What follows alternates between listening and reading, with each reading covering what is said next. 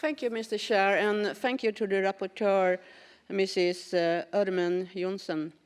The report addresses the problem that the average global birth rate has reached a record low of 1.5% children born to each woman. At the same time, Council of Europe countries have the oldest population in the world. But we must be aware that the main reason why young parents choose not to have children is because of economic reasons. Europe still has a high unemployment, which affects women particularly hard. There are large gaps in childcare, and it's often very expensive.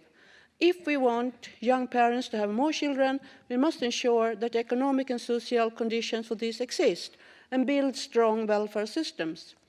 The report discussed the importance of implementing a strategy to introduce national childcare to encourage young people to combine work and family life. This strategy must also ensure that there is childcare at all hours. It must be possible for young women to work in areas such as healthcare, which often requires work both night and weekends. Childcare must also be subsidized by society so that it will not be too expensive for the family. The report proposes the introduction of labour market reforms in order to encourage the employment of senior citizens, but I believe that we first must ensure that everyone really is able to work until retirement. Many people stop working before retirement, often women, because they are worn out as a result of poor working conditions and working environment. Instead of urging older people to work more, we must ensure that young people and immigrants, especially currently outside the labour market, get a job. The report addresses a number of important issues that must be solved in this area. Regarding immigrants, it is fundamental that they as soon as possible get the possibility to learn the new language, and already during the asylum process.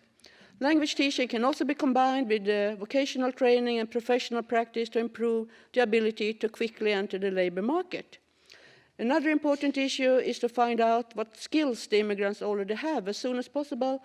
There is otherwise a great risk that important experience and knowledge is lost.